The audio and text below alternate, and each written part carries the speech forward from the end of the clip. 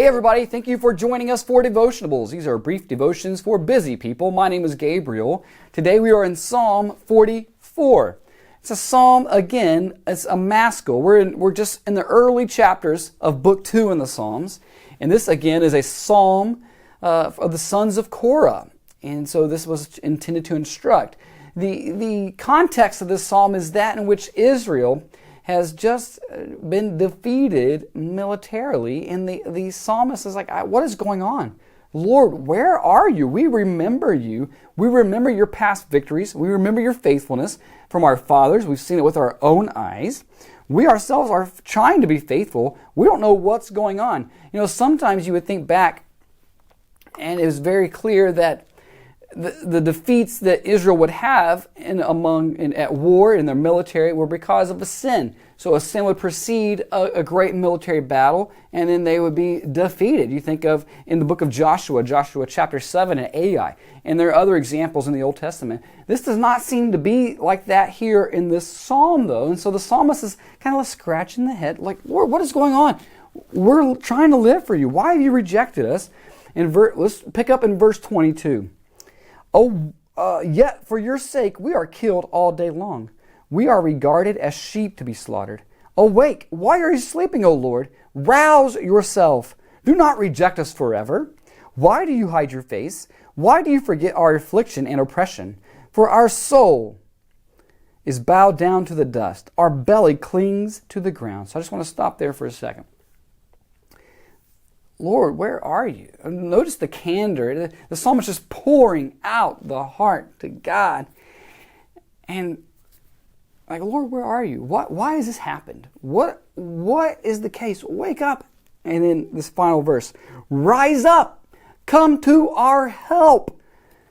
Redeem us for the sake of your steadfast love. You know, that loyal love, hesed, the faithful covenant love of God. We've seen that popping up everywhere here throughout the Psalms.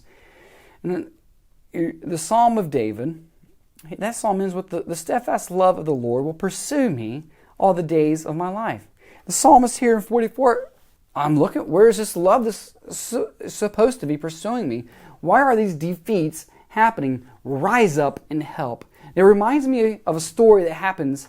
It's found only in the Gospel of John. It's in John chapter 11. It's a well-known story. You probably have heard it at a funeral.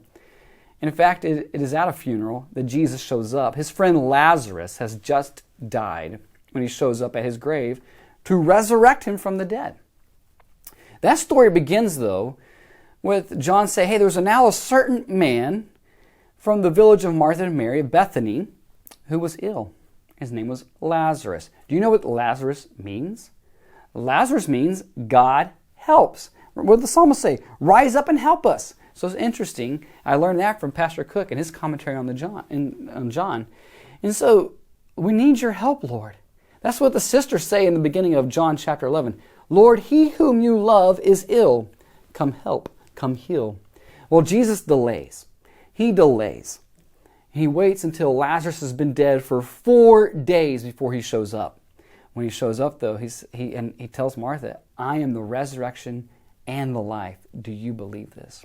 The reason that Jesus delayed was because that God is always working better than we would work, deeper, more faithfully. In his delay, he would display to Martha, to Mary, to all the Jews who had come to comfort them, and to the disciples, right? He one time said very bizarrely, Lazarus is dead, and for your sake, I'm glad. Like, what? And like the psalmist, where are you, Lord?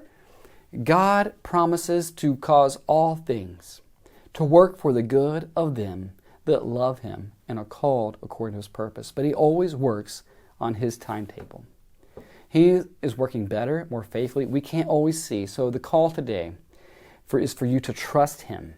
Trust him because of his steadfast, loyal, covenant love that we have seen in Jesus, that he has helped us.